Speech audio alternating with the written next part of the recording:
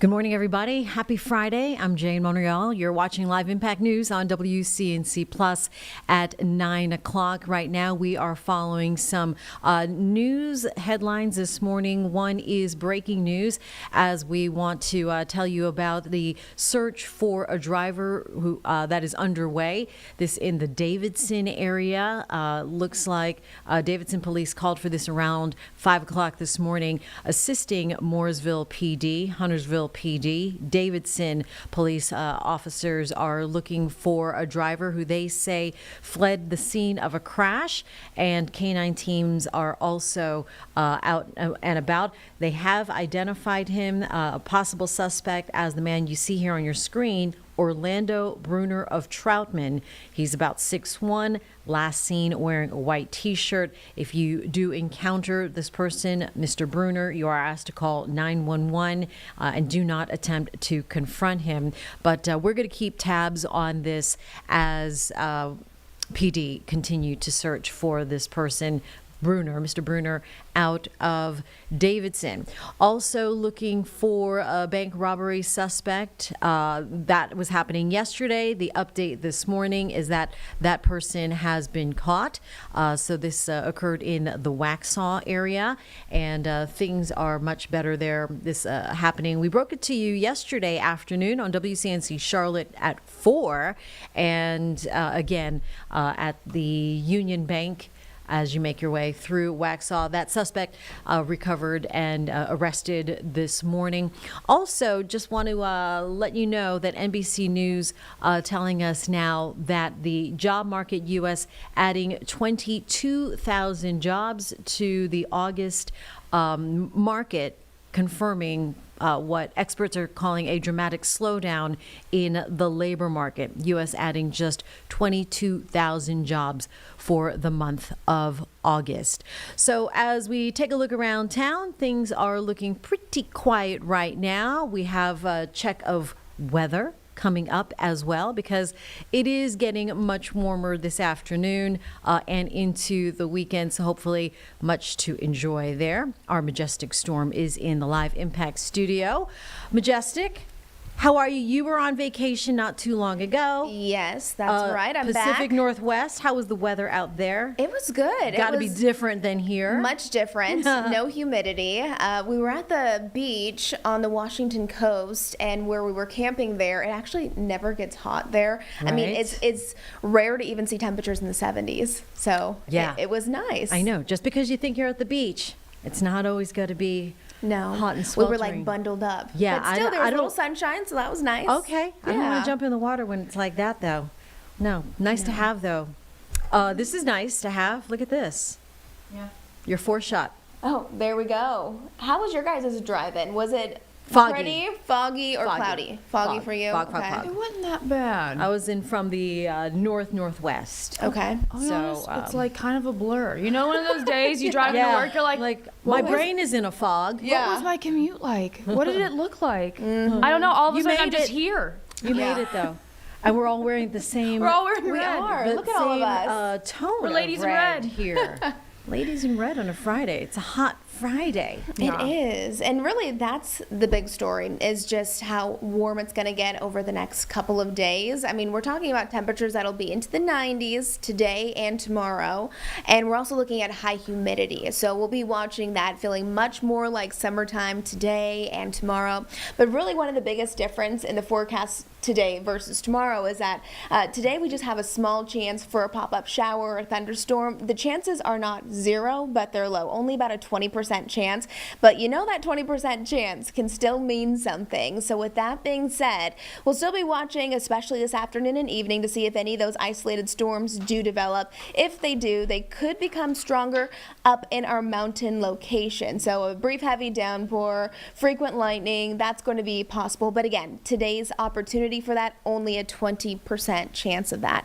Tomorrow, again, feeling a lot like summertime, going to feel like we're back into the mid-90s, although our air temperatures will be into the 90s. First part of our Saturday looks great, so if you're thinking you want to pack up the family, you want to head out to a farmer's market, you want to work in your yard, maybe you need to mow your lawn, get it done sooner than later, because truly Saturday afternoon and evening, that's when we'll start to see more active weather move through. We're talking about more widespread coverage for rain showers and thunderstorms, so kind of a stormy ending to our Saturday. And then Sunday, the big story will just be how cool it is. We have a strong cold front that's going to make it feel a lot like fall, with upper 70s, temperatures dropping down into the 50s. All right. So yeah.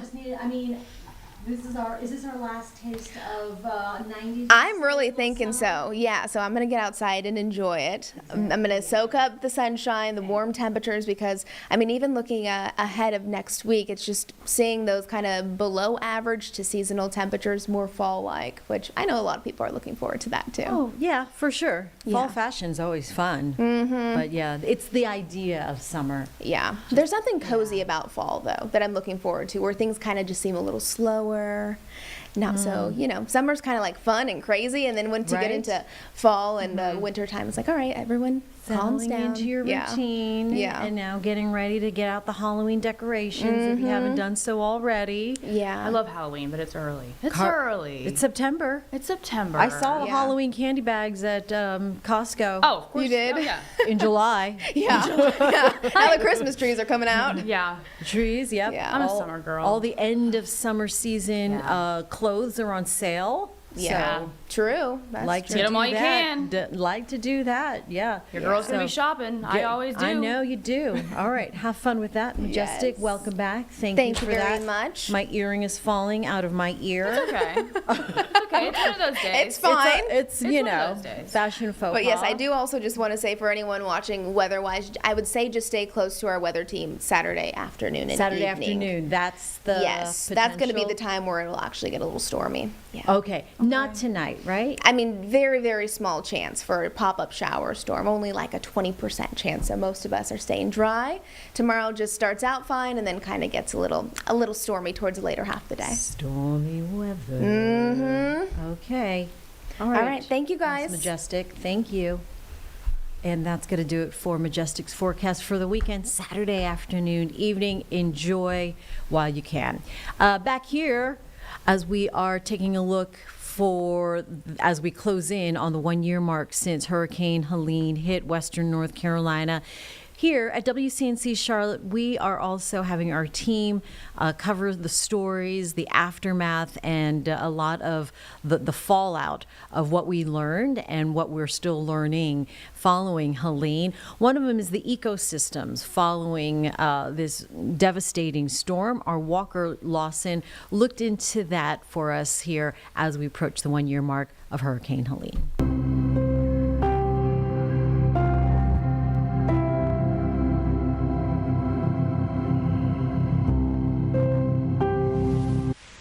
For John Davenport, the damage from Helene is still revealing itself. For us, still trying to understand. Like you can see, there's obviously big changes across the landscape. His students at App State are logging data on everything from tree canopy gaps that helped fuel spring and summer wildfires.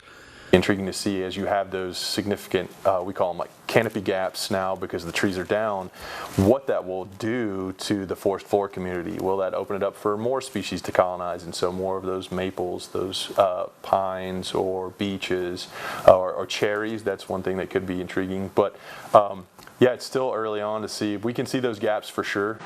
To streams that changed course after floodwaters tore through. And what we've seen is that those channels, even though it goes back to those, they are significantly different. Like there's a lot of silt and a lot of deposition of sand in some areas where my children like to swim. And that area now, we don't see as many fish.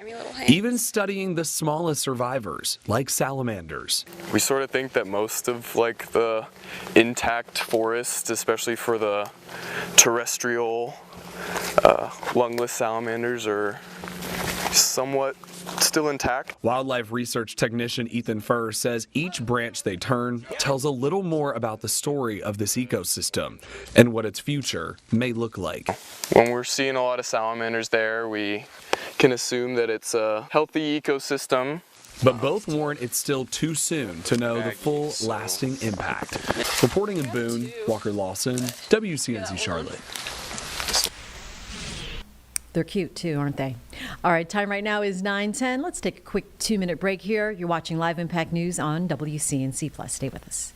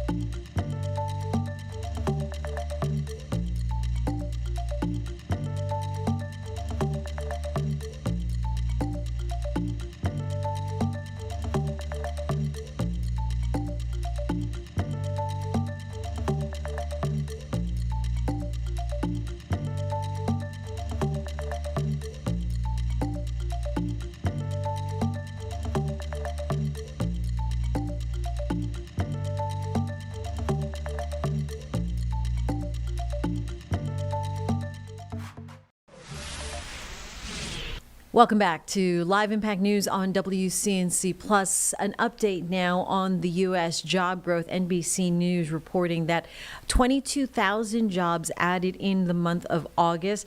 That's much less, well below the expectations of 75,000 jobs. And the unemployment rate now ticking higher to just over 4%, 4.3%. That is in line with expectations. And this following comments and remarks from South Carolina Representative Ralph Norman, representing several counties for our viewing area out of the Charlotte DMA.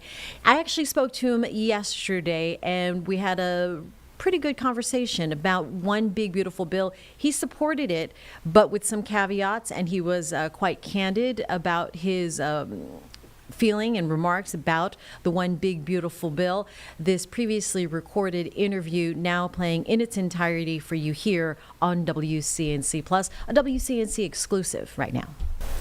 All right, now here on Live Impact News on WCNC Plus, to the latest on the passing of One Big Beautiful Bill, the act which the Trump administration is now calling the Working Families Tax Cut.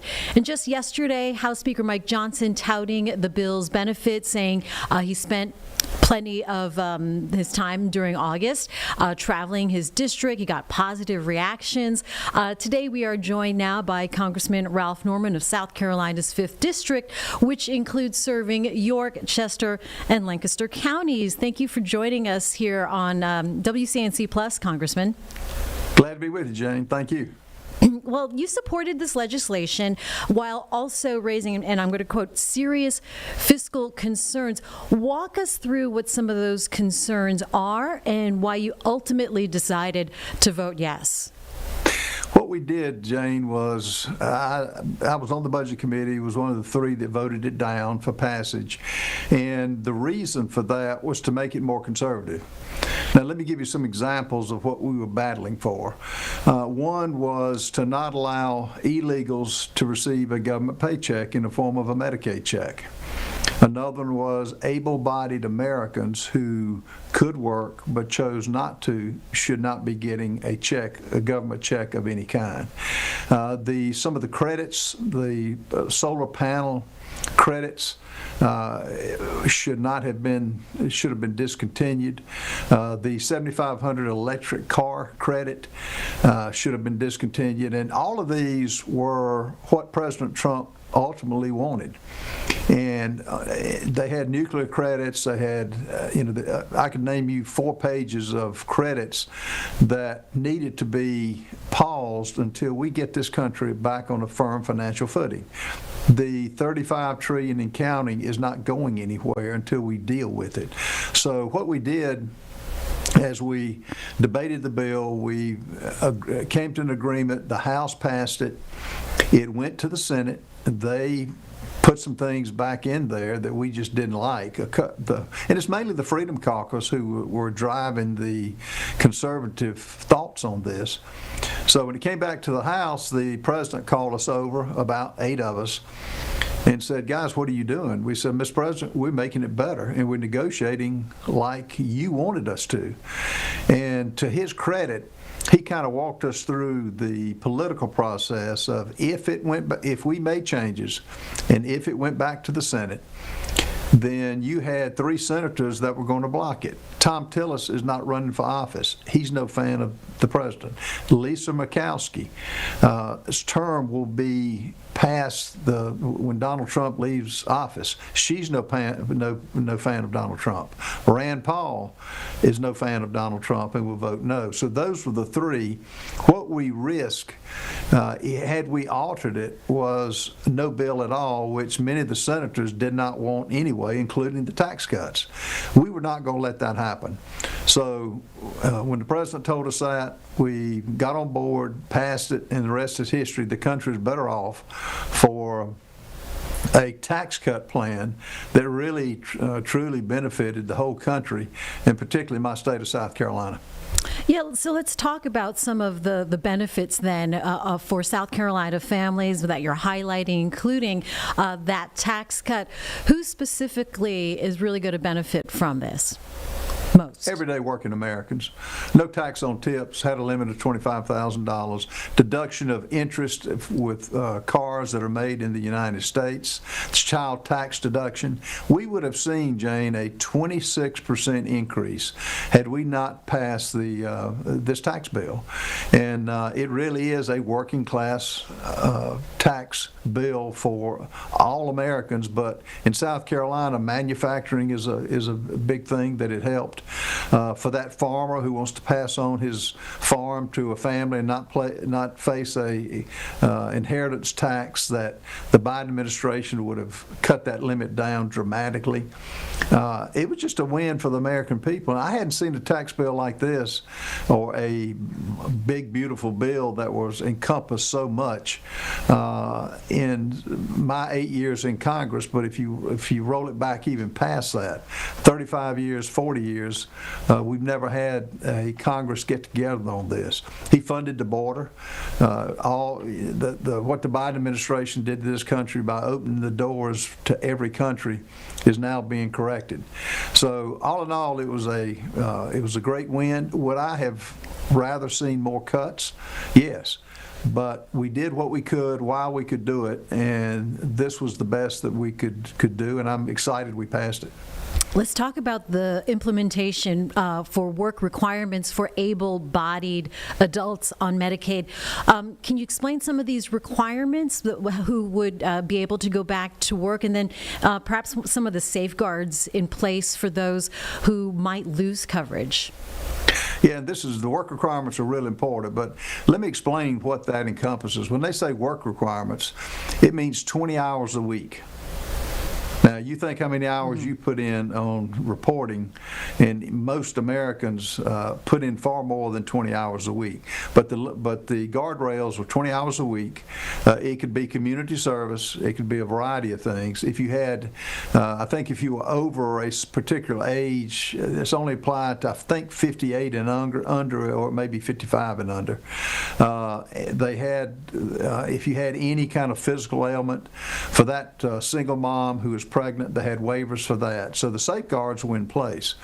But bear in mind, for your listeners, 20 hours a week, that's a low threshold. I would have rather seen 35 or 40 hours, but again, we couldn't get the passage of that. So you take what is possible, and don't let perfect get in the way of the possible, as they have always said. Sure. I hear it's now the working families tax cut. Is that a strategic rebranding, and does it have more public support than, say, the One Big Beautiful Bill? You know, messaging is, as you know, in this world today, is important. I do think the new name is more applicable, because that's what it is. If we hadn't have had anything else but the tax cuts part of this, it would have been worth passing. But we got legitimate cuts. We got, on the reconciliation, we got guardrails. You know, we had a $2 trillion cut. We had a 1.6 threshold, but it went up to $2 trillion. We had a 2.6% growth rate, because what this president has done is energized all sectors of our economy, particularly in South Carolina, and we have businesses that want to locate there. So all in all, I think the name does have meaning, and I think it's the right thing to do. To your constituents who might feel a little insecure now, especially the low-income families, about losing possible access to health care or food care assistance programs, what is your message to them today? My message to them is, if they analyze what was passed, it benefits everybody. The median income in South Carolina is $67,000. I think the poverty level is right at 30 for joint home, 30-some thousand. Bottom line, if you want a job, if you want to go to work, if you want to get an education, the areas to get that. What we're trying to do, and we've begun the process for that young American who is wanting to get ahead, wanting to apply their God-given talents, this enables them to do this. We're shrinking government. So anybody that has concerns, and I have had some, I mean, what our opponents on the left is saying, cuts to Medicaid, cuts to Social Security, which we couldn't do, and it was, throwing Granny off the cliff. That's just not right. It's a mischaracterization. They always use that, but look at the country. Look at the country now as opposed to a year ago under Biden or the previous 4 years. There's no comparison. I think if people were honest with themselves, it's a safer feeling now, and it's a feeling that you can invest in this country and you can find a job, particularly in my state of South Carolina and North Carolina. And you said you'll keep fighting for the rest of the provisions that didn't make it into the final bill. For you, what are your priorities for any future legislation? Well, we've got a pocket rescissions coming of basically a foreign aid. I think in this country we have been the world's keeper, and when you ask yourself the question, where's this money coming from? It's borrowed money. America needs to take care of America. We cannot be the world's keeper because we're not in a position to do that. I think we've begun the process. I think what the DOGE Commission did to identify those areas that money should not have been allocated. Should we allocate $3 million to show Sesame Street in Iraq?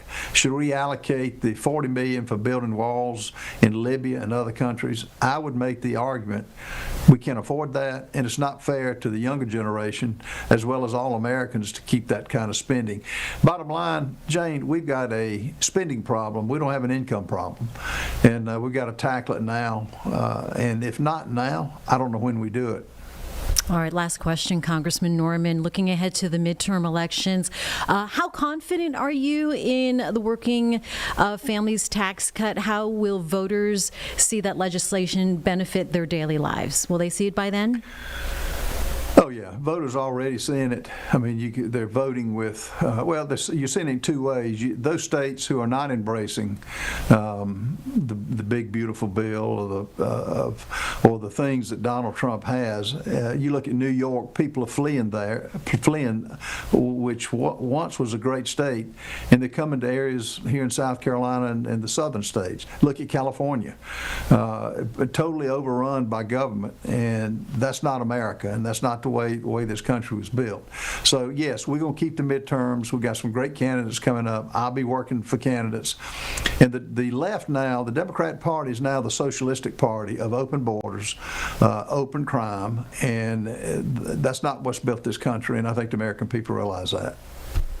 Congressman Ralph Norman of South Carolina's 5th District, thank you so much for your time and for weighing in. My pleasure. Thank you. And if you would like to share that interview with your friends or folks you know there in South Carolina, feel free. That is available on WCNC.com, our website, as well inside this mobile app. And thanks, by the way, for downloading the WCNC Plus app to your Roku, Fire, and Apple TVs. All right, if you were also with us yesterday, you probably watched some, if not all, of Health Secretary's RFK testimony for the Senate Finance Committee. It got heated at times. People on both sides of the aisle arguing and discussing in length about firing the head of Centers for Disease Control. Senator Kennedy says this move needed to be made. Alice Barr from NBC News in Washington with the latest. And you won't answer that question. I answered it. Fiery moments on Capitol Hill. You're so wrong on your facts. You're interrupting me, and sir, you're a charlatan. As Health Secretary Robert F. Kennedy Jr. faced a flood of questions from senators in both parties about controversial moves at the nation's top public health agencies, especially on vaccines. You are a hazard to the health of the American people. Republican Bill Cassidy, himself a physician, pointing to new restrictions on COVID vaccine approvals for only older and high-risk Americans. Pharmacies now requiring prescriptions in many states or not offering the shots at all. I would say effectively we're denying people vaccine. The secretary, a longtime vaccine skeptic, defending his policy moves and the firing of Centers for Disease Control Director Dr. Susan Menares after only a month on the job. And it looks like she didn't bend the knee, so you fired her. We are the sickest country in the world. That's why we have to fire people at CDC.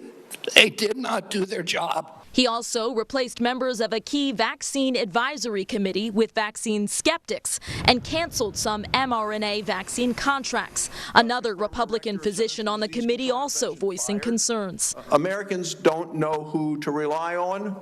Secretary Kennedy adamant the CDC made critical mistakes during the pandemic. And its disastrous and nonsensical policies destroyed small businesses, violated civil liberties. Though he could not answer how many Americans died from COVID. You're the Secretary of Health and Human Services. The nation's health secretary under fire, still getting the critical backing of President Trump. Reading about you and in Washington, Alice Barr, NBC News. We're making it. Right now, I want to get to some breaking news. This is out of Colorado, and it looks like a reporter's about to get into a live shot here.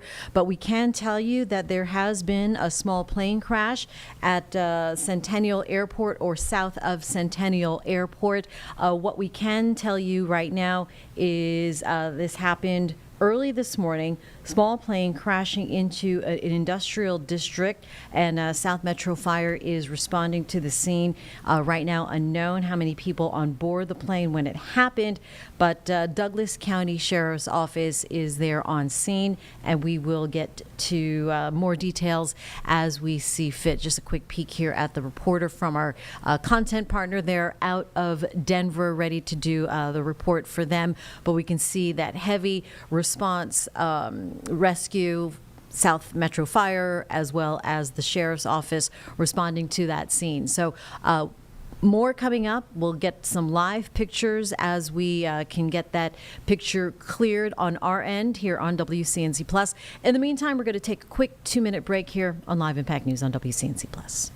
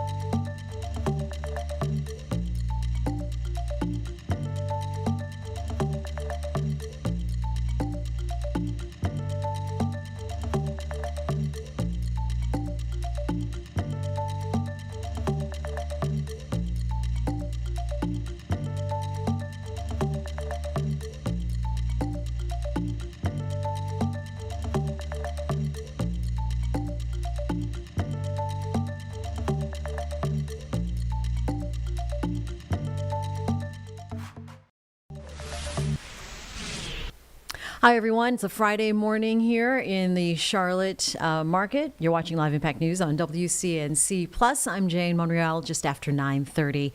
Happy Friday. We are counting down to Panthers opening game on Sunday. Of course, the NFL season kicked off last night here on NBC News, which is WCNC Charlotte.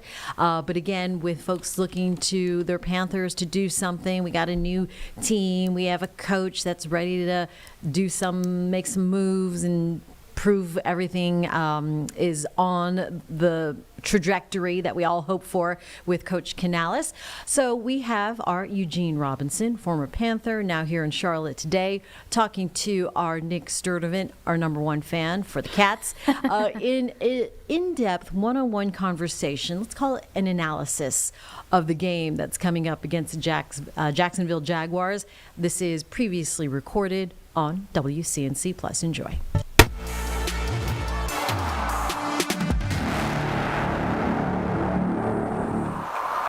All right, so you hear the animation. We're talking about Panthers football. Time to get hype.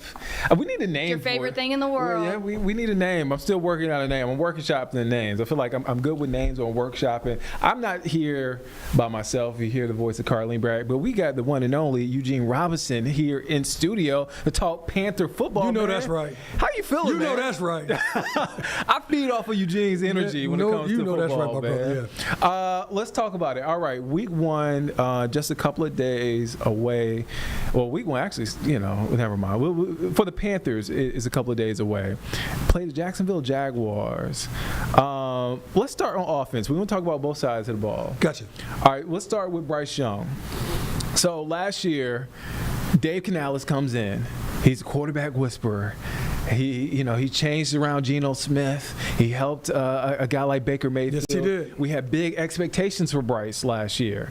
And Bryce, first play against the Saints, interception, and it felt like the first part of the season was kind of like, all right, throw the season away. And he turned things around, Bryce, and they were able to kind of get their feet underneath them. What are you looking for in this first game from Bryce in the offense? We'll start with Bryce. Okay, well, let me go back. I think the best thing that happened to Bryce last year was getting benched. Okay. There's an education process that happens on the bench that you sit there and you have to watch somebody do your job, and then you have to wait your turn to get back in there, and you're chomping at the bit to get back in there because you're like, oh, I made these mistakes, but I'm going to be a little bit sharper if I get the chance. When he got the chance to get back in when Dalton went down, I said, that's the best I've seen him. Even despite the offensive line that was a little bit precarious, a little bit unstable, a little bit, he was able to find those little windows where you have to throw the rock at and get the ball out quickly. And that's what Coach Canales wanted him to do. I need you to get the ball out in 2.8 seconds, not 3.2, because if you're in 3.2 seconds, typically you're sacked. Yeah. So from that standpoint, I saw him just grow. And I'm like, man, hold up. This dude he looks pretty good. Yeah. And then when I watched him this preseason, I'm like, wow, Bryce is ready. He is poised to have a very, very good season because I think he understands the landscape. He knows the plays.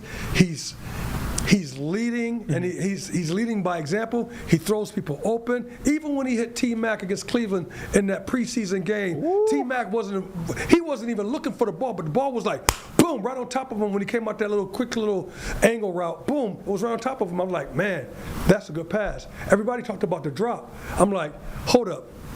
That was an amazing pass to throw a man open and it hit him right as he's turning around. So from that standpoint, I think as we're looking at Bryce, get your popcorn and peanuts ready because I think this dude right here is going to have an excellent season. I was just about to ask, did you see enough from Bryce in the preseason to say, okay, all right, I call it Bama Bryce. Yes. That Bama Bryce. Do you saw enough in the preseason? That was Bama Bryce. Yeah. That was Bama Bryce. I like that. Bama Bryce because don't forget, last year I was a proponent of it because I'm old school. I played 16 years. I'm an old school dude. Preseason, all the veterans played. Last year, that wasn't the case. Coach Canales, he didn't have that thing where like, let me play my veterans the first game, the second game, this third game. He didn't have that. They played one series in the very last game. That's not enough. That's not enough to get data on what is your quarterback doing, right. what is your offensive line, what's the chemistry. This year, Coach Canales went to, I'm putting my guys out there. But folks are still critical, Eugene. I gotta hold the feet to the fire. Okay. Folks are still critical that Coach Canales did not play them enough in the preseason. Yeah, but what do you say to that? So to that I say I saw enough activity. Don't forget they had the in-persons where you bring in the team. They went to Houston, Texas. They brought the Jets in. The Cleveland in, and so you got enough practice live under. Away from peering eyes. Yeah. But when we saw what I saw in the preseason, I'm like, okay, 2 series there, okay, a series here, a long series by that way. I'm like, okay, I've seen enough. Okay. I've seen enough by Bryce because last year, my point is, Nick, when they didn't have that, dude, I'm like, dude, how am I going to get? Yeah. I gotta get ready. I gotta get ready for the football season. Defensive backs got to be able to go backwards. You got to be able to read things. You got to be able to go ahead and communicate back and forth. All that stuff did not happen last year. This year, it happened because Coach Canales had an emphasis on let me get my starters out there to see what they do. Can we talk about the offensive line? Because I know we talked about it a few days ago. Offensive line, what you're expecting. Icky, the #1 pick from NC State from a few years ago, he's kind of had an up and down sort of career, and now we don't know if he's going to play week 1. He just had his appendix taken out. What are you expecting from this expensive offensive line? So you had Icky, you got Hunt, you got Corbett, you got Lewis, and then you have Moulton. That's and Brady Christensen. And Brady Christensen, of course, he's that Swiss Army knife. So you had a number of guys, and then you had Savalas. You got guys who actually played last year, a lot played McCade. So you got enough guys who've had a lot of experience. That is the most experienced offensive line that I've seen in a very long time. And because of that, I think our bread and butter should be and will be 65-35 run to pass ratio, which means that hand the rock off to Chuba, hand the rock off to Dotto, hand the rock off to Etienne. And that's what I'm looking for. I'm looking for this offensive line to get tremendous push to protect Bryce, yes, but to really make a statement that we can run against anybody. A third down and 1 is like third down in inches to us, and we have the offensive line to do that. And so from that standpoint, I think as we're going into this game, the best thing about the Carolina Panthers is the offensive line. That's the best thing about them, in my opinion, right now. And you brought up a good point. Like, historically, Carolina's bread and butter has been the running game. So I think go back to the 2003 season, when you talk about Deshaun Foster, you talk about Stephen Davis, who had a career. That's right. Also, D'Angelo and Stewart. And now you got a foundation with Chuba Hubbard, who kind of came out of nowhere, and a guy like Rico Dowdle. Chuba Hubbard did a great thing. He and Rico Dowdle had the same thing. They weren't the guys who were the main guys. Yeah. You know, down in Dallas, it was the other kid, Pollard Pool. Oh, yeah, Pollard. Yeah. I might be having a memory thing on names. And then here with Chuba, he wasn't. It was the other guy. Was it Devontae Freeman? I forget. It was somebody else. It wasn't him. Yeah. And so you got to go ahead and bide your time. And Miles Sanders, who was there. And Sanders, too. So he wasn't the guy. Yeah. So this is what guys like that who are not the guy think about. Man, you wait till I get out there. You wait. Because I'm that same person. I'm not the guy. Yeah. You're not looking at me. I'm not your #1 draft pick. I'm not the guy that, number 2. I'm not the guy that you're thinking about saying, hey, get a rock to. But you wait. If you give me the ball, you wait. That's what he's been poised all season long like that the last couple of years. And that's why you see him pay dividends, because he had over 1,000 yards. Well deserved, but he's been poised to have 1,000 yards because he's been biding and waiting his time going like this. If you get me out there, I'm going to let you know what time it is. And behind that offensive line, I think, now he and Dowdle at the same, I think that, man, watch out. Those cats can be, they could be another resurgence of a D'Angelo and a Stewart. And I think that's what helped Bryce's progression last year. You got the running game going, and you're able to hit those open throws, and we're able to see Bama Bryce again, and we're able to, and hopefully we're able to get Chuba the rock more during crunch time. I think that's what I want to see too. I want to see. I love having a 65-35 split, but whenever you can run the ball, that means you can pass the ball. Yeah. And so I think our bread and butter has always been we've been able to run the ball. And whenever you're able to run the ball, dude, you made the quarterback's job that much easier. Yeah. Because now they can't just load up against you and go, I'm going to go ahead and rush the quarterback. Go ahead and rush the quarterback and see what this draw hits you or this play action hits you. You go ahead and rush it if you want to. You got to be really solid in knowing what you're doing. So from our standpoint, if we're able to run the ball, we just put the defense on their heels right now because they don't know what's coming next. Before we take our first break, I got to get to the receiving room. I came in here with a plan. Hey, Jalen Coker, our guy. That's our guy, Jalen Coker. That's my guy. No Adam Thielen. Hunter Renfrow is back with the team. It's been a couple of weeks for the Panthers wide receiver room, man. It is. Realistically, that pressure is back on XL, Xavier Legette, and T-Mac. Exactly, squarely on their shoulders. Yeah. I mean, because first of all, you got to have a veteran presence. Losing Thielen's presence, that's why Hunter Renfro's back in the mix. Yeah. Don't make no mistake. And he wouldn't have been in, he would have been in the mix. They got him back in there sooner because when Jalen Coker just went down. Yeah, he's on IR. He's gone for a month. He's going to go on for the month. So now you're like, oh man, and I had high hopes I think he's the best receiver on the team, in my opinion, Jalen Coker. Yeah. I think he's that guy. And so now it really does fall on to Legette and T-Mac. Dude, you got to step up. Dude, you have to step up. So we're asking a second-year guy to be a 5-6-year veteran, and we're asking a first-year guy to be a veteran. That's what we're asking him to do. And that's what I was saying about that first pass that T-Mac, when in the preseason, when Bryce hit him in the end zone. Dude, when you come out of your break, get your eyes around and get your hands ready to catch the ball, because the ball's going to be on your chest, because that Bryce is that type of guy. Yeah, he's an on-time thrower. And we talked about it a couple of days ago as we were preparing for the show. They got to play big. XL and T-Mac are big receivers, but at times they don't feel like they play big at all. Yeah, a great point, because every defensive back knows when you go against a Terrell Owens is a big man. Kelvin Johnson, big dude. Yeah. You know, when you're going against somebody that's a big person, you're going like this. Oh, I gotta lock it down. Oh, okay. Especially as a safety. As a safety, especially if you're going to be doing man-to-man, you better go ahead and bring your lunch. And when the advantage that T-Mac and the advantage that Legette have, they got size. I can't teach size. I can't teach you. That's your mom and daddy that got you tall. I can't teach that. I mean, you could go ahead and work out and put the muscle on it, but that height, now with that height, need I say you can go out there and try to bully people a little bit? You can go out there and try to go, man, get out of my way. Push them out of the way. You have that ability to do that. But if you don't play big that way, the cornerbacks and the safeties look at it and go, oh, man, you just a big man that's a big man, not a big man that's a big man with a big heart. You saying the same thing Michael Irvin said. I don't know if you saw the video of him at Miami practice telling wide receivers, I mean, you got to play big. You got to smack him across the helmet. Yeah, I saw that. And so we got to see that from those guys. And they are, here it is, they are capable of it. And so if I could get into their head, I would go and say, hey, Alay, check this out. And Matt, when you were in high school, what'd you do? When somebody lined up against, what'd you do? Bully ball. You said, get out. What? You, please? Oh, please. You looking at the quarterback, throw up my side. Yep.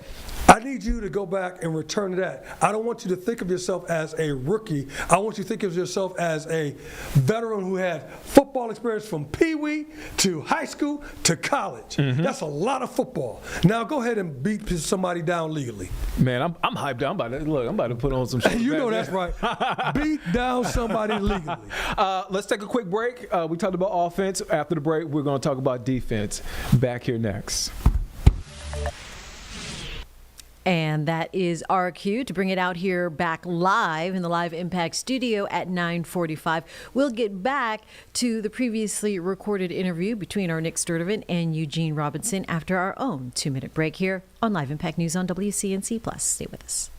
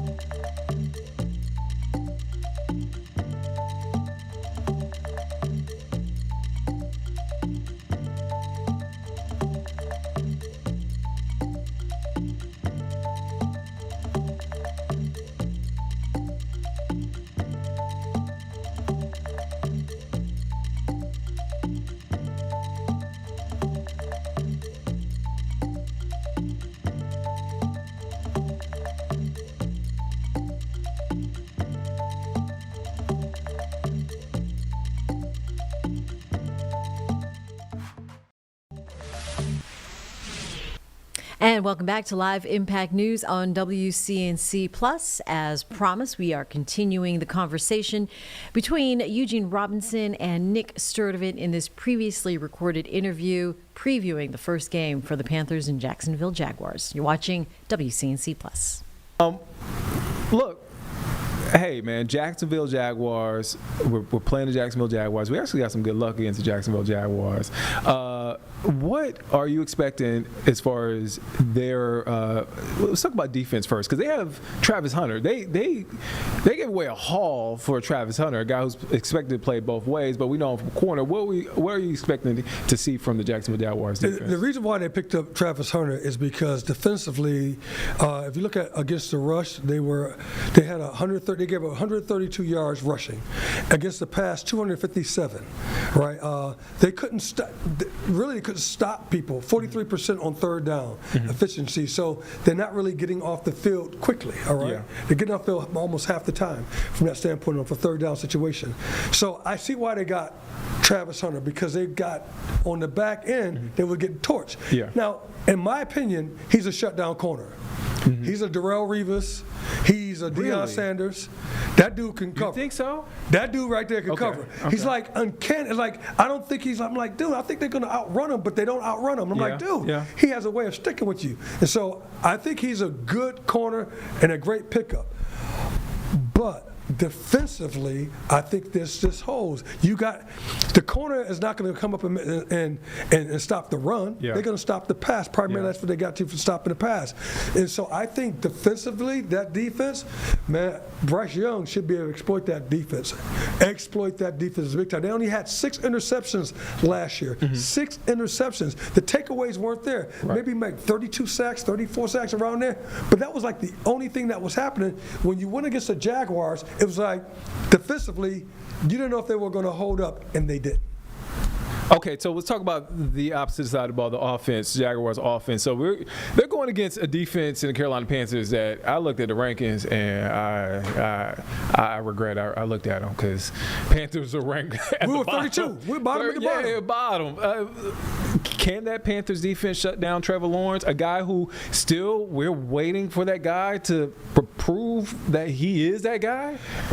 Absolutely, and this is the reason why. Most people forget that last year, 2 of our major players weren't on the field at the same time. Derek Brown, defensive tackle, beast. 3 technique, 1 technique. He gonna shut. You gotta have 2 people block him. All right, and then DJ Wonnum, that little edge rusher, but he had about almost 10 sacks towards the end, and he came in the middle of the season. Those 2 guys weren't on the field at the same time.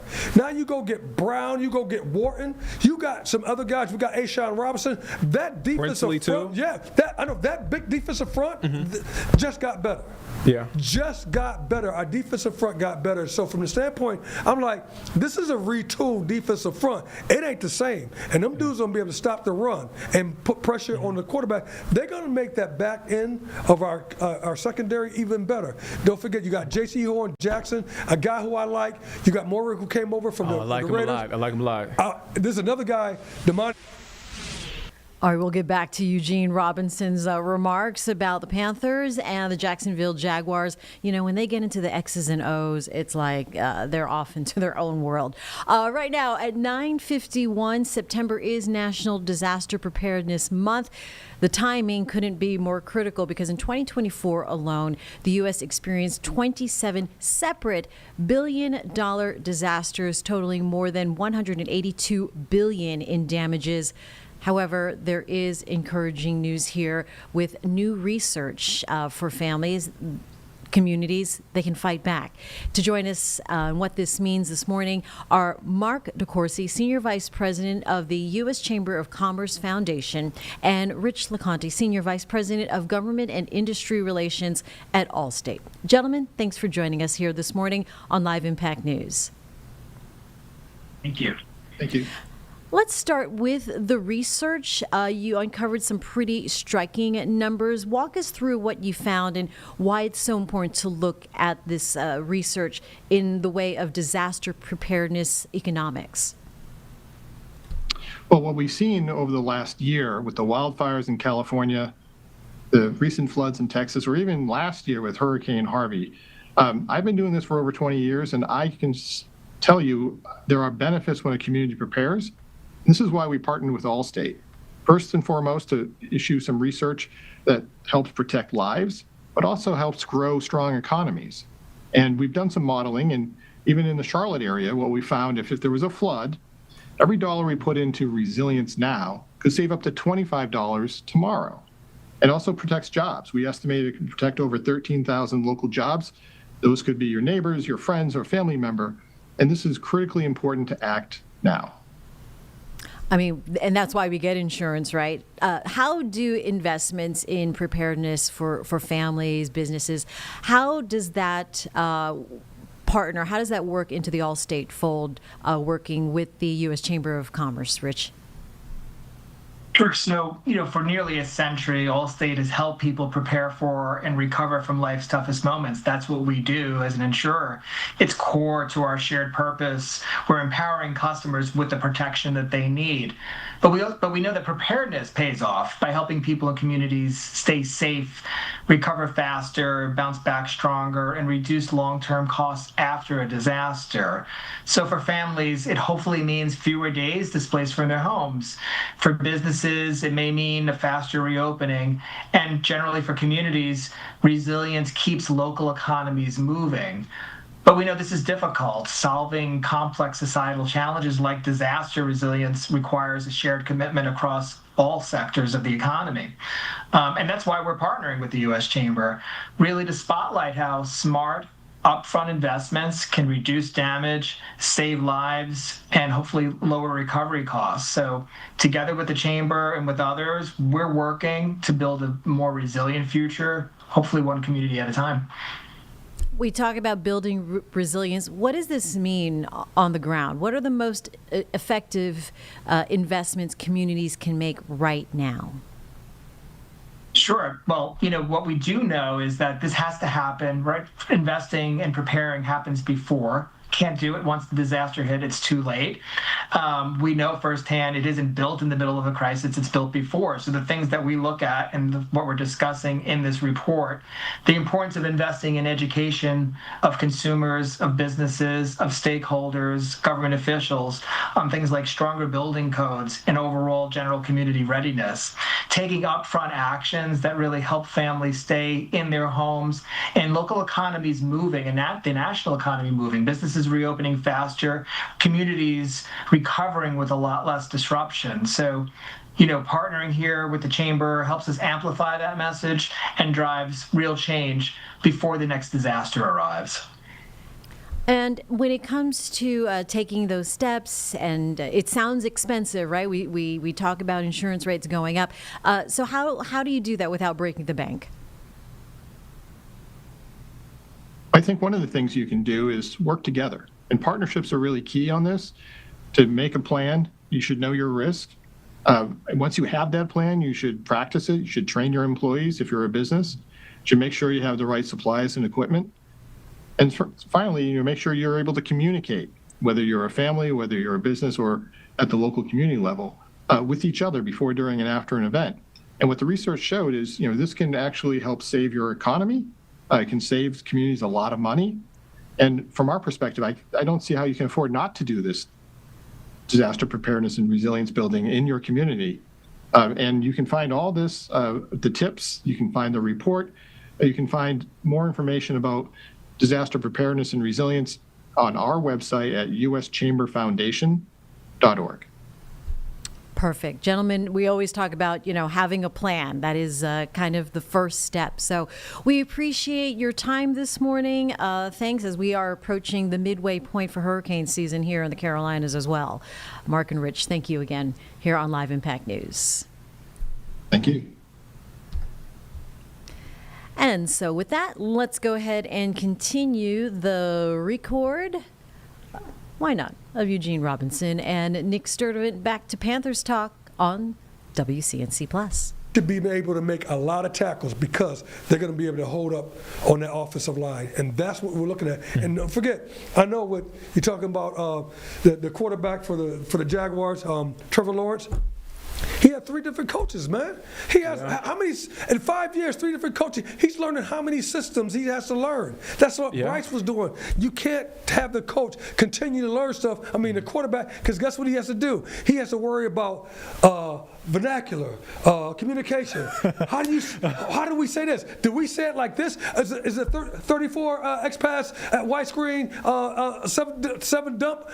You got to do all that stuff because you got a new system to learn. So now you got Trevor Lawrence, who is a veteran, worried about learning what the plays are called, and what everybody knows, as opposed to being Trevor Lawrence playing football. I think the Panthers' strong front on defense is the defensive line, but it's kind of flipped because for the last several years, linebacker group has been awesome, and secondary has struggled. But this year, the secondary is, on paper, pretty good, and we still have questions about our linebacker group.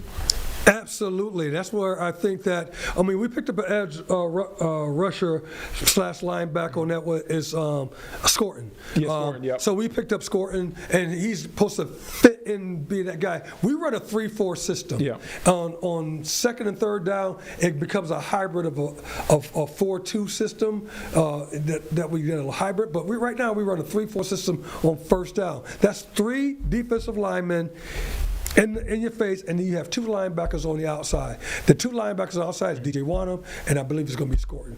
Maybe Scorton. I'm not sure who's going to have but that group, they're going to be able to put a lot of pressure on the quarterback. They're going to be able to put a lot of pressure. And if they hold the edges that we didn't do in the first preseason game, but we did it in the second preseason game, if we are about holding our edges, you watch out, man. Our linebackers are going to have a lot of tackles. I'm excited. Year 2 with the same DC Evero. Yep. So let's take a quick break. We'll be right back here. More Panthers talk. Eugene Robinson, myself. Carlene is also here. She's silently rooting for the Panthers. So we'll be right back in just a moment.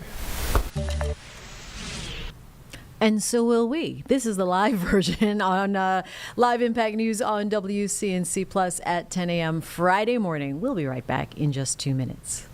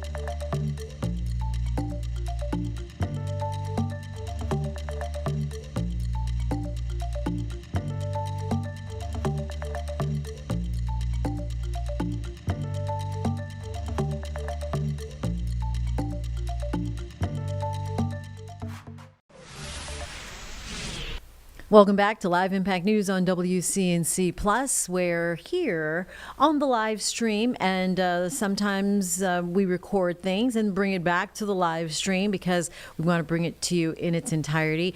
Breaking up a special for the Panthers preview. They are playing Jacksonville Jaguars coming up Sunday. NFL football kicking off on NBC, of course, which is WCNC Charlotte last night. And so we're all about it. Nick Sturdivant and Eugene Robinson continuing this last little bit, breaking down the X's and O's and all the things you want to know about this Sunday's game as we will wrap things up here on WCNC Plus. Steve. All right, welcome back here. Talking about Panthers, first game of the season against the Jacksonville Jaguars. I'm here with Eugene Robinson, breaking everything down. We talked about the offense. We talked about the defense. I want to get to some quick hitters, man. Okay, cool. All right, let's start with this. X factors for Week 1 against the Jags. What's your X factor for the game? So I'm looking to see how J.C.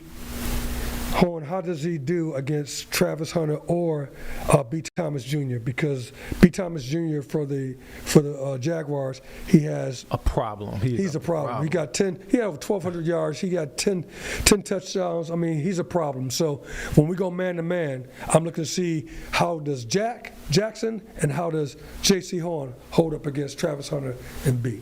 Thomas. Okay, all right. 3 keys for a Panthers win. 3 keys. Let me get 3 keys. So Bryce to be spectacular. I need my receivers to catch the ball, no drops. I need you to catch the rock and get that positive yards afterwards. And then offensive line, if you protect and you block, watch out. Watch out. Just in that, as a former safety, Week 1, what's Week 1 like? And what's your message to your teammates? What was the message for your teammates Week 1? My message is like that nervous butterfly feel that you feel as you're getting ready to run out on a kickoff or punt return, doing something for the first time. That's not butterflies. That's your system telling you that you about to do something special. So I always tell my guys, hey, you about to do something special. So the butterflies you feel, it's not because you're scared. It's because something great's about to happen. Oh, man. All right. So I got one more. So who's the guy or guys that maybe that don't have the big name for the Panthers, but you expect big things from them in Week 1? DJ Wonnum. Okay. Thornton played well in the preseason. I'm hoping he's out there too, because if he's out there in the secondary, he's a guy that he can cover. The dude can flat out cover. I like Thornton. And then we got to continue to talk about Christensen, because when Brady's in the mix right there, he can play any one of those spots. So a guy we haven't talked about who's going to be crucial is going to be Brady Christensen. I got a question, and this is off the list. We hit those quick hitters. Can Mike Jackson, number 2 cornerback, can he legit be a number 2 cornerback for the Panthers? Absolutely. He could be a number 2, but there's a guy waiting in the wings to be a number 2, and that's Thornton. You think so? Man, that dude can cover. He played well during the preseason, but it looks different from the preseason to the regular season. I'm just saying. I know, exactly. But don't forget this. Most people forget that when we think about all these players that they come in, they were super-duper stars in college in their own right. Mm-hmm. So if they were going against Travis Hunter in college, they were going like this, hey, you got Travis, man. I'm gonna match you up. He thinks that way. He thinks that I'm one of the best guys out here, even though he has having the opportunity to be there. And I'm telling you, when you think that and you play like that, guys that you'll know that you did in preseason, he played extremely well because he thinks that way. So I'm telling you, Thornton, you better watch out because he can take somebody's job now. Look, Eugene Robinson might take somebody's job. No, I can't play no more, dude. You sure you can't play no more? Nigga, I can't get down no more, man. You don't have that itch to throw the pass? No, I'm domesticated, baby. I'm watching TV, some popcorn, some peanuts. I'll holler at you, dude. Hey, don't worry, Eugene's not gonna play for the Panthers. No, you know I'm not. But he's going to be here every week with myself and Carlene talking about the Panthers every Thursday. We have it live here during Live Impact News, but 9 o'clock every Thursday on WCNC Plus. You can watch Eugene, myself. We still got to figure out a name. We're workshopping a name for the show. It's just Week 1. Any suggestions, Eugene? Brothers with bald heads. Brothers with bald heads talk Panthers. There we go. Brothers with bald heads talking about the Panthers. I love it, Eugene. We'll do this next week, my brother. Thank you. All right, dog. You take care. All right, man. Again, tune in every Thursday this season at 9 p.m. only here on WCNC Plus. Carlene, I like that. I liked it too. Brothers with bald heads. Brothers with and bald then he heads. upped and left as soon as it was Oh yeah, done. when he was ready, he was like, I'm out. He said, peace out, man. I'm going to see you again. Okay, so extended coverage. It aired last night initially on WCNC Plus at 9 o'clock. And then we have our Nick Carboni holding it down Monday nights, everything Panthers.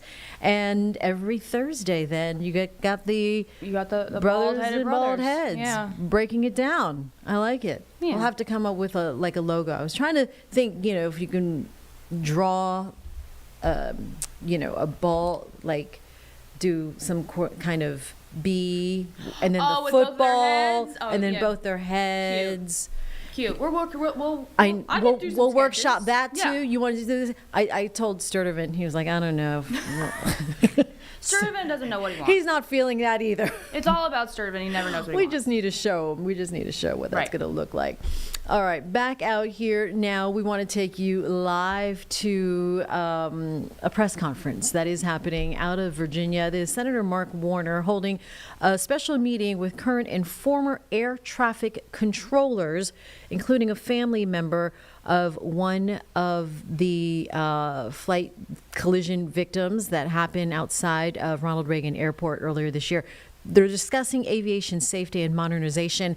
Let's listen in on Live Impact News on WCNC+. This is crowded. There are 13 million, Jack, I think, enplanements every year, D.C. and Dulles combined, and that doesn't even count, what's going on at BWI. And with Tombo and others here, that's even before we think about some of the additional unmanned traffic that is going to be in all of our airspace. So what I want to hear from the experts around the table, and I'm glad that my friend Adam Evan from the state is here, Kanak and others from the city of Alexandria are here, folks from the city of Alexandria, city of our county of Arlington are here. What can we do? We have put on the Senate side legislation in. There's a bill that I've got with Senator Cantwell that looks at all the component parts.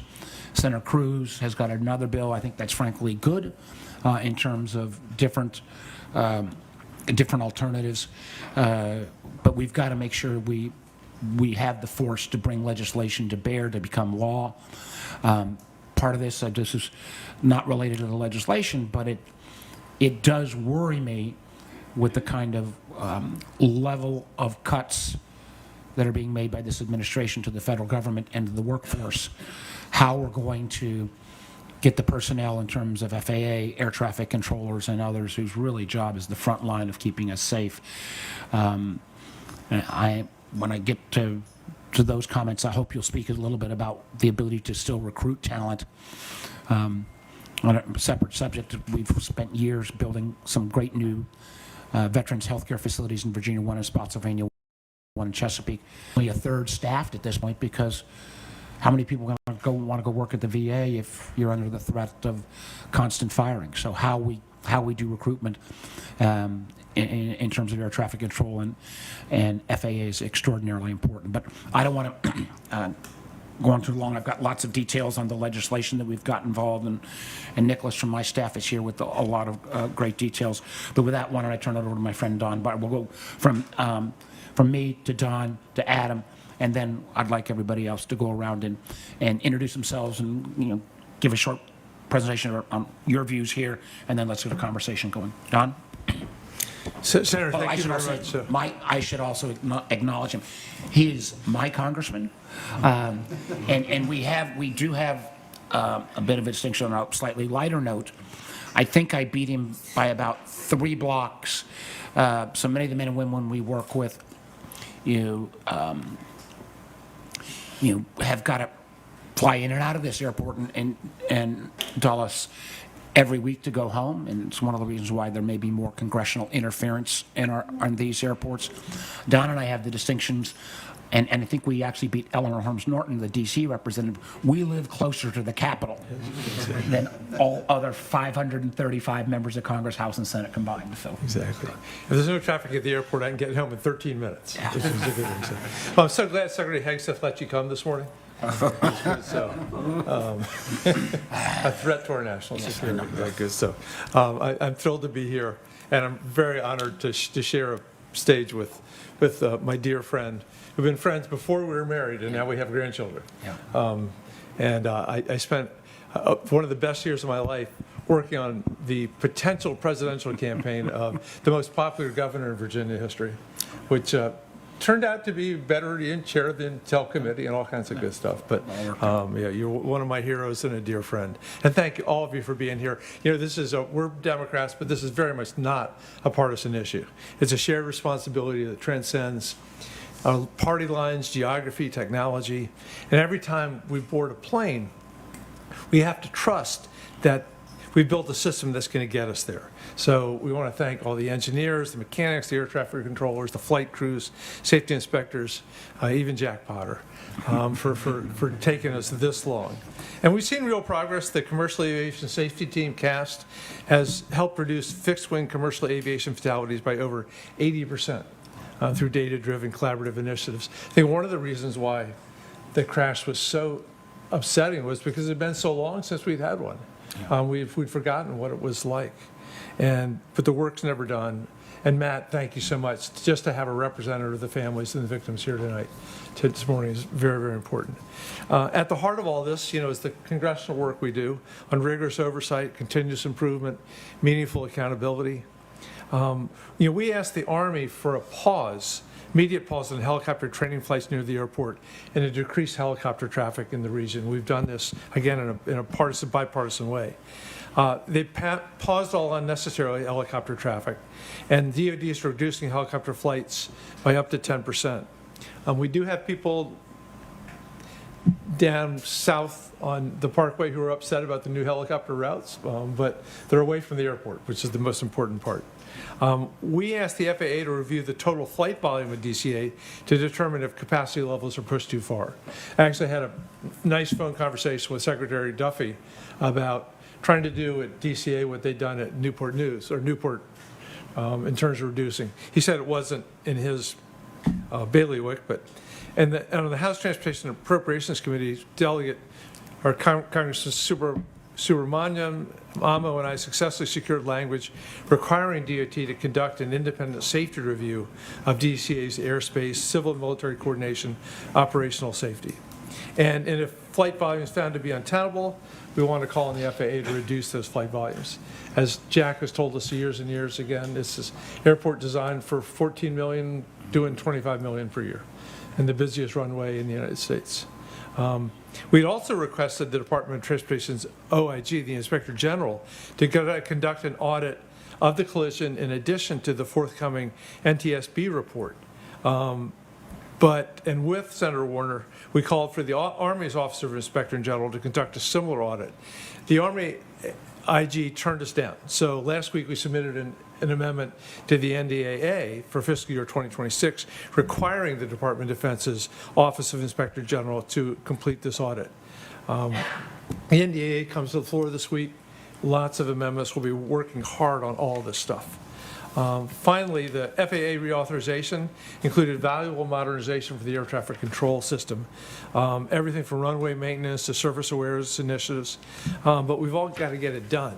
As we've known for a long, long time, FAA modernization has been something that has, I think, been around most of my adult life. There's a lot more to do and to make it happen. So we're really grateful that you're here and eager to learn from all of you. So. Adam? Thank you. Thank you, Senator Warner and Congressman Beyer, for convening us, and also not just for your work today, but for long before January being focused on flight traffic and safety, and also the work that your staffs have done on airport noise for the residents of this area.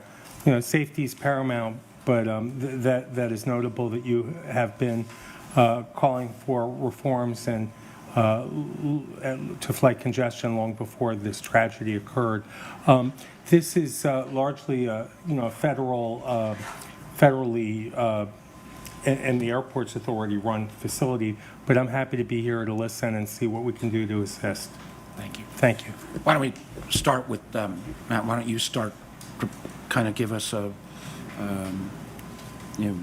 sense of your loss so that as we go around and talk about the technical things we can improve, we remember that in many ways the tragedy that took place on January 29th is what forced this issue to the forefront, something that some of us have been talking about, concerned about for some time. But please, Mr. Collins.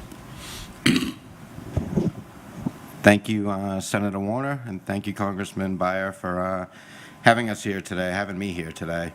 My name is Matthew Collins. I lost my younger brother, Christopher, at the young age of 42 on January 29th.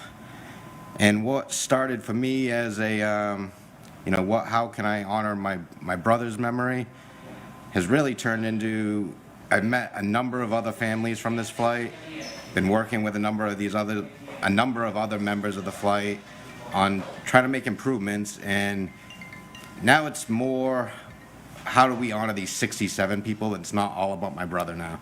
It's how do we honor these 67 people, and how do we prevent something like this from ever happening again? And I'm not going away. We're not going away. We want to see change, and you're going to keep seeing us until change starts happening. But thank you, Senator Warner, for convening this today and inviting me to be here. Thank you. I would say this. It's and Don and I at the federal level, and Adam at the state level, we're committed to having that honor. We had an amendment in the bill that I was not too happy about that came within one vote that would have, restored some of the candidly, I think, terribly ill-advised funding cuts to MLAW that were slipped into a bill in terms of trying to, in a sense, double the rent that Airports Authority paid to the federal government, and would have restored that, and part of those dollars would have gone to a permanent memorial to the victims of Flight 5342. So why don't we start over here, and Carlos, we'll end up with you, Jack, because, or maybe maybe we ought to start with you because you set the stage overall. Okay, so I'm Jack Potter, the CEO of the Metropolitan Washington Airports Authority. So I have Reagan and Dulles airports under my jurisdiction. We're federally owned airports. Let me just start out by saying, express it to Matt, that I'm very, very sorry for your loss, and all the families who've lost, and loved ones, families and friends. That's what this is all about. Our hearts reach out to you, and we were all there that night, and I tell you, it was a very, very tragic night, something we all have to work very hard to make sure is never repeated again. And I think we're all... You've been listening live now to a safety aviation press conference out of Alexandria, Virginia. As that continues, we will get back to that. We have a special guest coming up to talk about the increasing cost of childcare.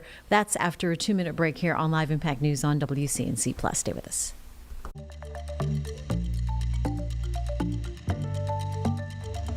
Okay. Hi, Natalie. Can you hear me?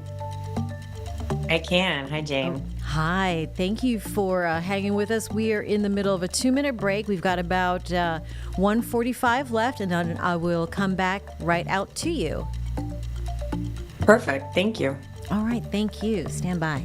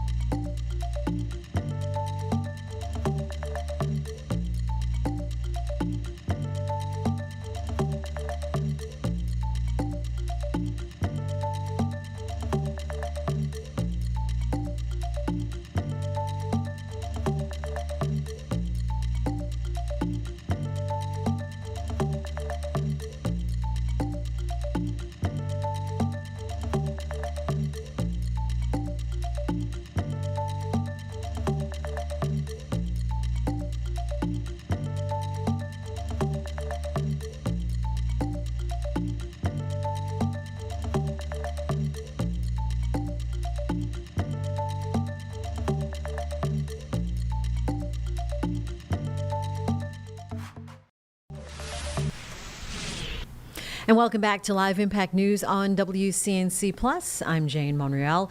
This morning, we're learning that a new report reveals the average cost of infant care now exceeds in-state college tuition in 41 states. In many communities across the country, parents are now having to pay more for childcare than they do for mortgage or even rent. Natalie Foster is the president of the Economic Security Project, joining us this morning here on Live Impact News to discuss this new report and explore some solutions as many families need them. Natalie. Hi, great to be here. Yeah, thanks for having and making the time to talk to us about this important subject. How severe is childcare affordability? How has this crisis become this way? Childcare affordability in the United States is a broken system. It is unaffordable. We know that in 41 states, the cost of childcare has outpaced the cost of in-state tuition, and it is no different in North Carolina. In fact, it's worse. Infant care in North Carolina costs 57% more per year than in-state tuition for a 4-year college. Right? 57% more. And we also know that a minimum wage worker in North Carolina, which is what so many caregivers are paid, would need to work full time for 40 weeks. So from January to October, just to pay for childcare for one infant. So childcare providers can't afford to make ends meet, and families can't afford the care. That is a broken system. We're talking about child care deserts then. What does this look like in practice, and how does it affect working families and parents? Yeah, we know it's really dire for working families. They often have to make the choice between going to work after the birth of a child or dropping out of the workforce altogether. And the consequences of that ripple through the United States economy as workers, particularly women, drop out of the workforce. But here's the thing, it doesn't have to be this way. We know that we can invest in affordable, high quality, and universal public child care in this country. And that's what the report is laying out after talking to families over the past year all over the country. Yeah, so your report says, framing it as an economic necessity. Explain that connection. Yeah, just like roads and bridges are needed to get to work, childcare is needed for parents to go back to work. It's part of the infrastructure in the United States, and we need to invest in it like infrastructure in the U.S. What are the root causes of these skyrocketing costs? The causes are a broken system and a broken market that has never had federal investment. We've told families, look, you have to figure this out on your own, sort it out by yourself. But when every family has the problem, you know it's a structural problem that needs to be fixed. And we're starting to see solutions emerge. States like New Mexico have made it a right for every child to have early childhood in the state. They've figured out a model, and that's the kind of thing we can take and scale across the country. We just have to believe it's possible and have the political will to get there. So what does that look like then? How does it work? Well, just like a public education system, right? Where every child who wants it has a seat in a school in the United States. We can do the same thing for early childhood. Every child who wants it can have a seat in a child care provider system, one that is affordable, one that is available to everyone, regardless of their race, their religion, their zip code, and one that is public and exists in every city in this country. That is doable, just like our education system. And so it sounds like a significant public investment, right? How do you make the case for this kind of spending, and what do you see as the obstacles? Yeah, I mean, the truth is we can't afford not to do it. At the rate now, with skyrocketing childcare costs, costing more than college tuition, families paying more on childcare than rent or mortgage, it is time something changes.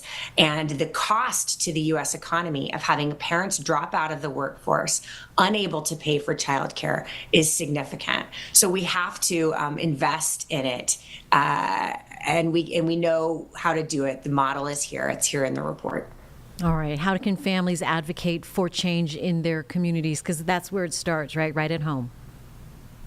That's exactly right. That's where it starts. I think the most important thing families can do is tell their own story of how hard it is to afford childcare, and childcare providers telling their story of how hard it is to make ends meet on low wages.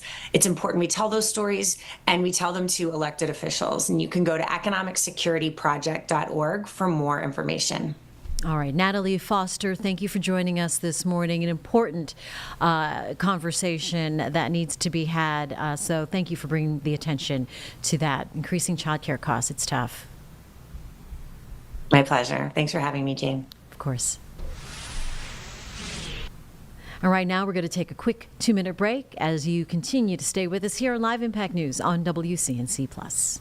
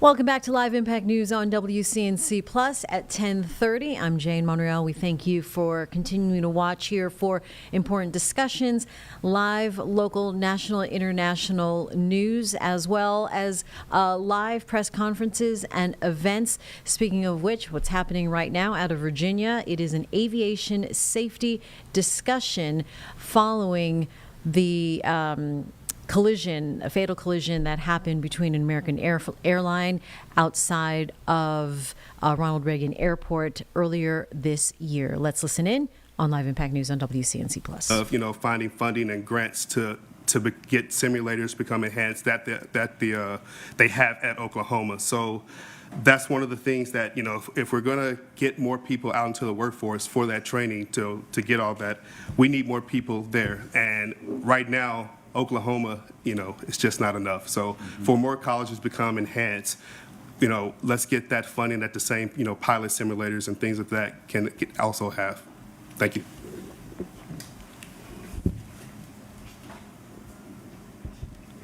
Good morning. I'm Kent Lewis. I'm the flight safety manager at Hampton University. And first, Mr. Collins, I'd like to thank you for being here and being the voice for the families and friends of the flight that evening.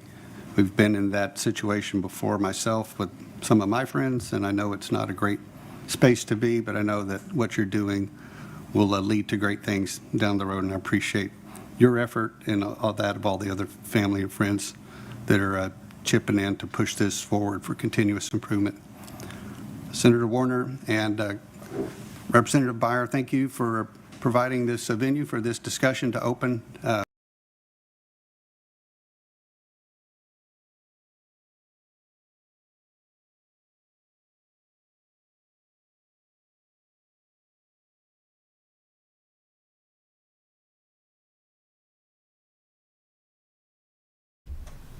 All right, we're going to get back to that live event that is happening out of Virginia right now, taking place all morning today, where Senator Warner is holding a meeting with current and former air traffic controllers. But this is out of Georgia. But right now, we want to switch gears and go to a separate press conference. This is out of Georgia, following overnight raids of a Hyundai facility and ICE arresting or taking into custody up to 450 workers. Let's listen in here on Live Impact News on WCNC. Mid-2000s were prohibited from working, some that had visas and overstayed their visas. And each individual was questioned on their status. Their documents were checked, their backgrounds were checked, and ultimately, through coordination of our experts and attorneys in the background, those that were found to be illegally present were then detained and turned over to ICE enforcement and removal operations custody. But this is all in furtherance of the ongoing investigation where we are looking at employment practices. We made seizures yesterday as part of that to gather additional evidence and conducted interviews and are continuing this ongoing investigation. We will take some limited questions at this time. Of the 475, how many were Korean nationals? The Korean media are reporting as many as 300. There was a majority of Korean nationals from the 475. I don't have the exact nationality breakdown for you, but we can likely get that after the fact. Were these employees of HLGA Battery? Were they employees of construction contractors that were doing construction work on the site? Who they work for? As we had determined through our investigation in advance and certainly experienced yesterday, there was a network of subcontractors and subcontractors for the subcontractors there. So the employees worked for a variety of different companies that were on the site. It was not just the parent company, but also subcontractors, and we're unveiling that whole network. But some of them work for the parent company, is that right? The Battery, HLGA? Yeah, we continue to work on the investigation of who exactly worked for what companies. Where are these 475 people now? They are in the custody of ICE enforcement and removal operations. Where? Most were brought to the Folkston D-Ray facility last night, and they will be moved based on their individual circumstances beyond that. Yes, ma'am. WTOC has been investigating and reporting on the presence of undocumented workers on the site for about a year now, and so this has kind of been something that's been known to some extent in the local community. What is it that prompted Homeland Security investigations to look into this? Yeah, we are aware, and we have monitored that reporting as well. We have also received many leads from community members, from prior workers. We have conducted many arrests through the immigration operations throughout the state of Georgia that have identified other employees that, when encountered, informed us that they worked there. We have interviewed folks, and we have developed evidence over the course of many months in support of the investigation.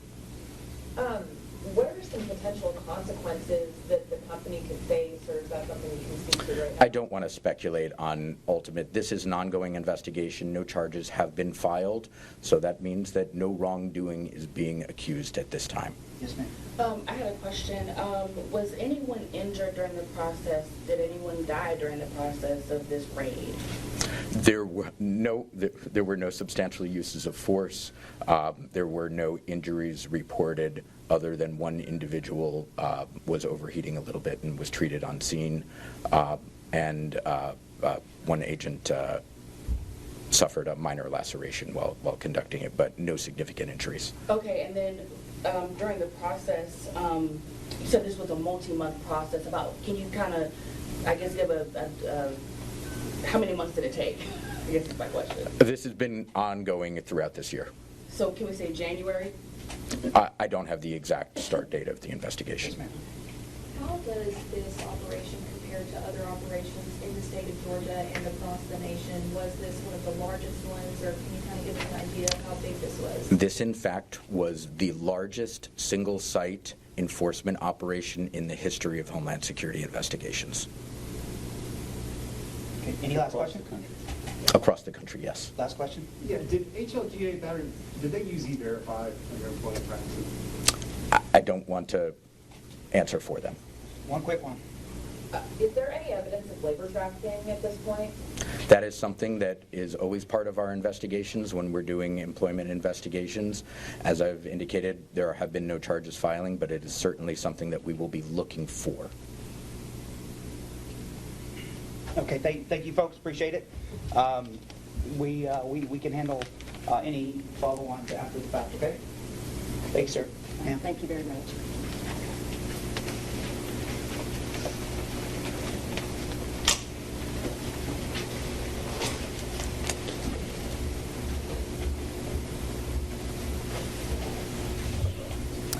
All right, press conference now from the U.S. Attorney there in Georgia after ICE raids taking place at the Hyundai workshop overnight. Let's get back to Virginia with that press event happening right now, more like a discussion on aviation safety as we continue to listen in on Live Impact News on WCNC+. I believe Senator Duckworth and Senator Hoeven are planning to introduce companion legislation in the Senate.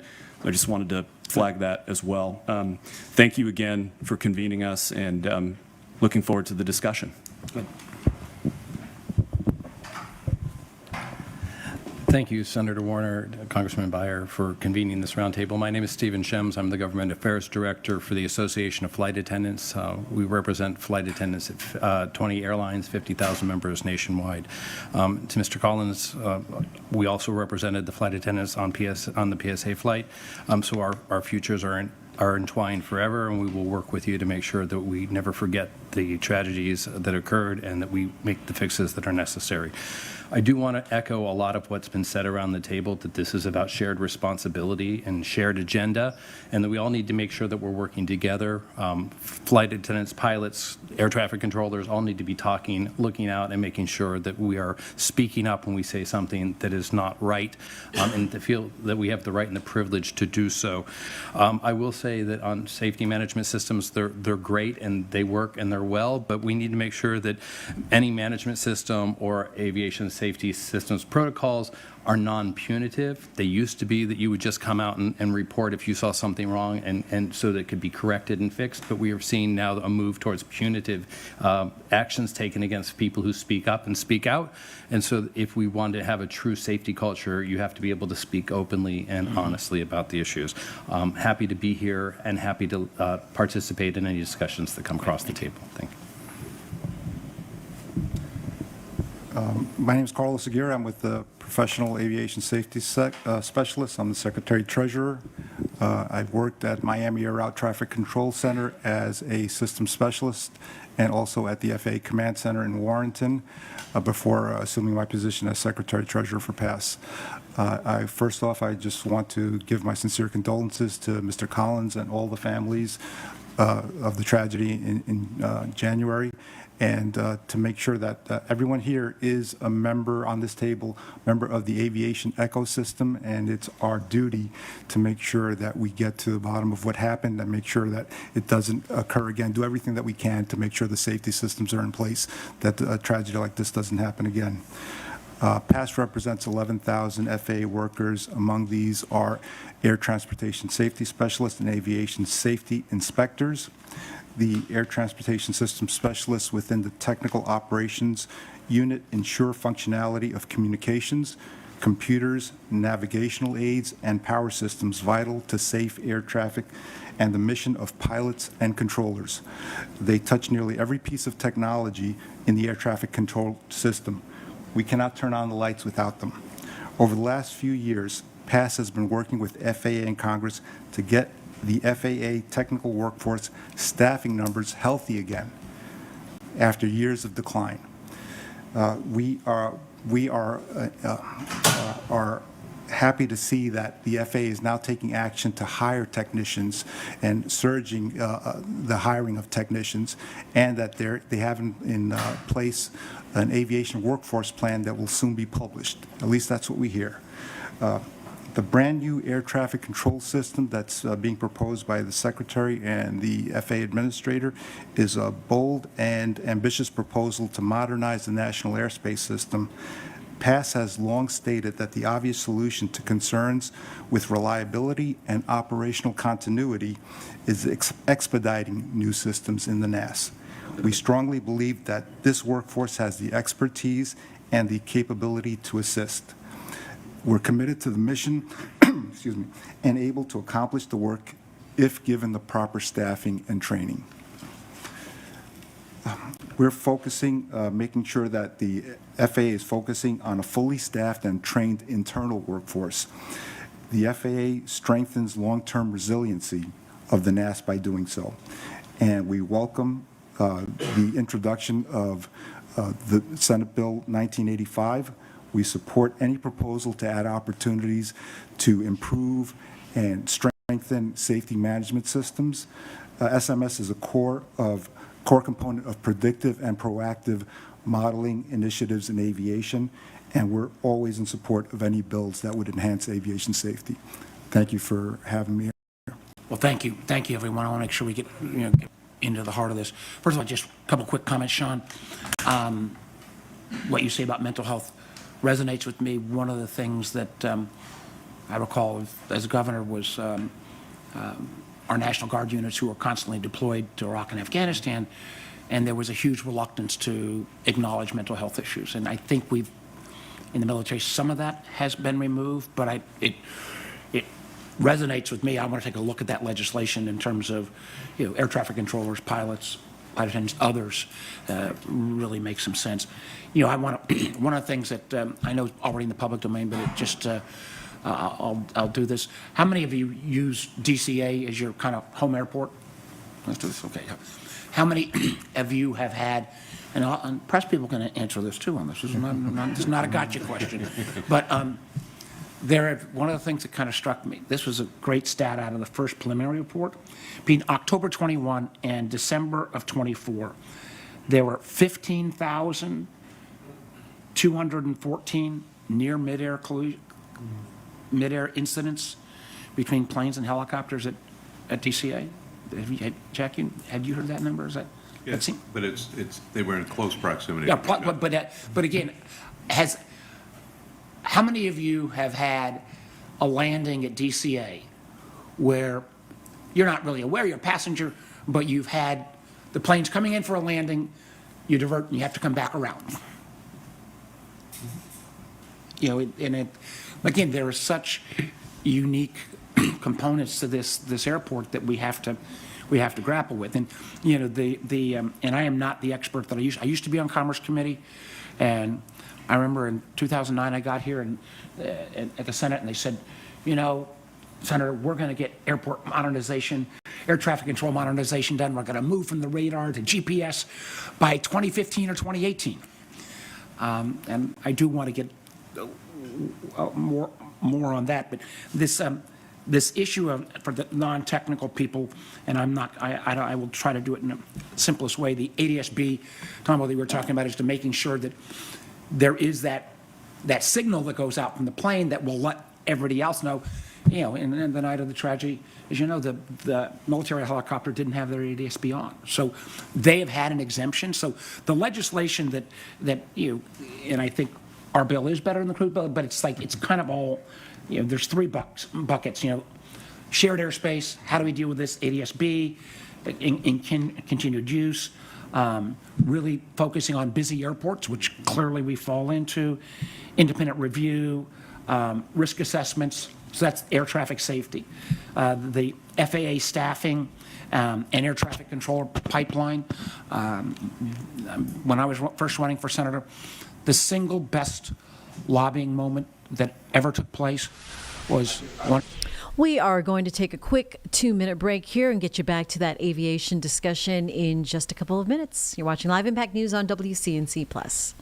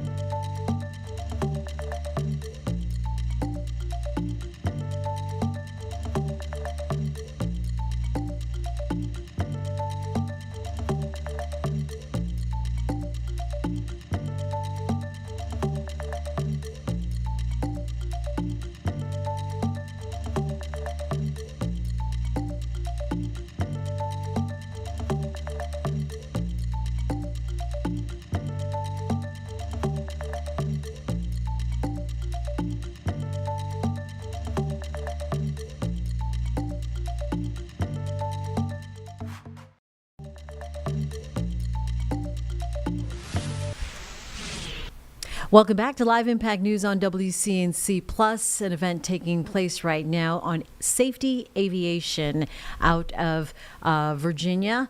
This is happening live. Let's continue to listen in on Live Impact News on WCNC Plus. And anything like that from a collegiate level to the from a collegiate level, they would assist basically the training that goes on in Oklahoma City. So with the increase in staffing that's needed for air traffic, we welcome absolutely everything and support it 100%. What about the FAA? So for the technical workforce, the FAA has come out with a Gateways internship program for technicians. It's a new program where students can they go to school for a semester and then they work for the FAA as assisting as an intern. Our technicians, they learn about safety management systems, they learn about routine maintenance, and we're encouraged by the people that are able to then stay on after they graduate, they get their degree, and they continue on. They'll be offered a position if they choose to accept it, and if the FAA thinks that they would be a good fit. So that Gateway internships program, I think, can be expanded and go out to more vocational schools, more technical colleges, and get the word out on it so that the pipeline can So be. you feel, both of you feel the pipe, because I mean, again, we both have spent a lot of time on other areas like the VA and others where they're having a real problem with the pipeline, but you've not seen any drop off. Yeah, Mr. Johnson. The pipeline, I would say, is great. However, just like pilots, we have a lot of controllers retiring. So trying to keep those numbers up with people coming in, I believe, is the biggest issue. One of the reasons is, to become a controller, you don't have to go to college, right? You can get hired off the street. However, if you go through the college and through that academia, those numbers, the washout rate isn't as great. So the people that come on in controllers, straight off the street, they don't make it through training. A lot of them, that washout rate is greater. So I will say, getting those numbers, are good, but we have a lot of people retiring, just like the pilot industry. What about, and we'll move to Don's question, and this is probably old news, my memory was that one of the ability to kind of move from the radar-based system to the GPS system was the reluctance, candidly, of some of the general aviation aircraft to go ahead and make what would be a costly upgrade. Is that still the hump? How far are we getting towards, actually a GPS versus, and others? I mean, but please go ahead. Yeah. And also the point is, if we don't get there, and then we start, as we talk about the unmanned system, the drone system, boy, we're going to be in a heap of trouble. Aren't we? Right. We're adding new aircraft into the system that are trying to comply with the regulatory requirements to see and avoid, but electronic conspicuity is not there. It's not required of all aircraft. To speak specifically to... It is on drones, though, right? Isn't it? You got to have that signal? It's not required, and actually, drones don't broadcast ADS-B out for fear of spectrum saturation, and since they're required to give way to all their aircraft, they're not required to have ADS-B in, but if they're going to fly beyond line of sight, that is a common provision that the FAA approves waivers on, so it's very common to have ADS-B. But underneath 400 feet where drones fly, do they pop up on, are they being registered anywhere in the air traffic system? They do not. There is currently not a system where a drone is allowed to broadcast on a system that already exists within the FAA. Okay. Their position, there's a few exceptions for some larger drones that do have ADS-B, but for the most part, they're actually not allowed to broadcast their position. So certainly in the future, we'd like to get to a place where there's enough spectrum, there's enough allowance, the technology's there that not only, let's say I'm flying a general aviation aircraft, not only can the drone see me when I'm broadcasting ADS-B and give way to me, but I also can see the drone, right, and know its location. So, Jack, what would you say? We've talked about this for years. What I would say is, on air traffic monitoring. you have to have the will to manage, and we know what we're facing, and there are people who are going to have to make investments in order to comply. We're going to have to broaden the spectrum. We're going to have to put requirements on, anything that's moving in airspace, particularly in congested airspace. And I think that we got to get past what I would call a political issue here, and just, again, have the will to say this is the way it has to be done if we're going to be safe. And right now, the safety issues around congested airspace, but as I said earlier, there'll be congested airspace throughout America. And, we're anticipating that, this will be a very, crowded airspace at all different levels, which it hasn't been historically. And we're all sitting here saying that we're anticipating that without building the right technology into, future aircraft, we're just going to So we're create a still not bunch at the of GPS-based system. No, not where we would like to be, particularly with GA and smaller aircraft. Somebody, because you'll definitely get, and you got that statistic. Remember, there used to be the improvement if we're working on World War II level radar, and if we could actually get to GPS-based, it would.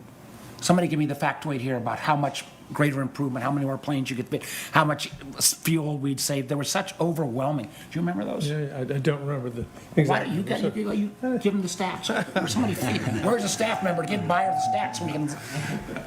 Somebody got those? I don't have the exact Come on, statistics, guys, but to your point, I mean, Peter DeFazio, former chairman of the House Transportation Committee, used to joke, next gen should be called never gen. And that's unfortunate, but it rings true, right? And some of the problems I think we've had is, including aircraft equipage, particularly some of the regional carriers with older, smaller aircraft.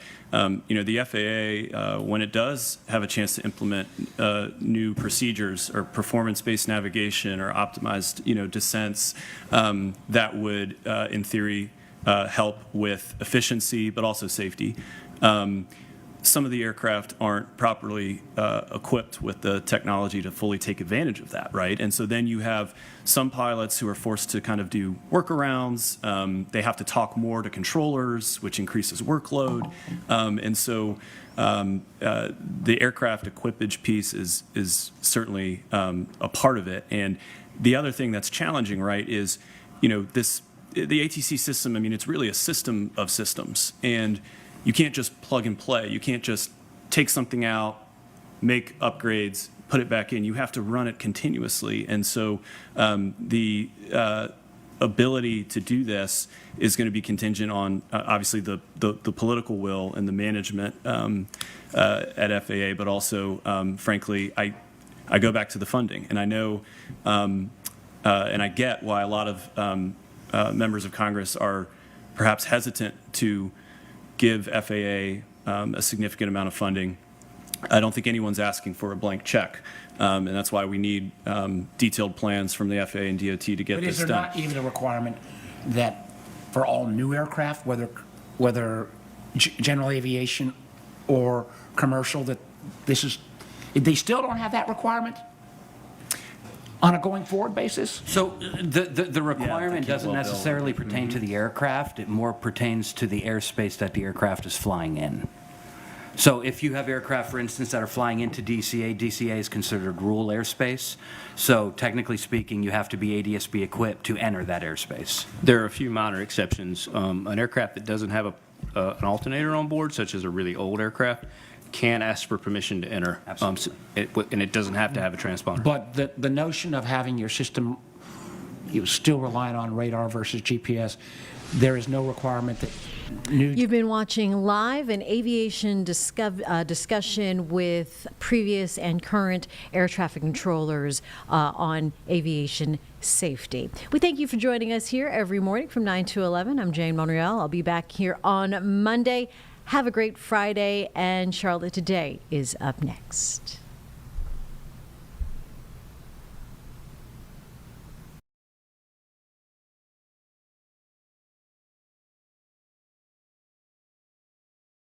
the legacy systems are starting to. And the retrofit, I mean, that's why with the Cantwell bill and the retrofit requirements are so important. And the commercial fleet, I mean, ADS-B out is fairly ubiquitous on the commercial side, right? And I'll go to John next, but I just want to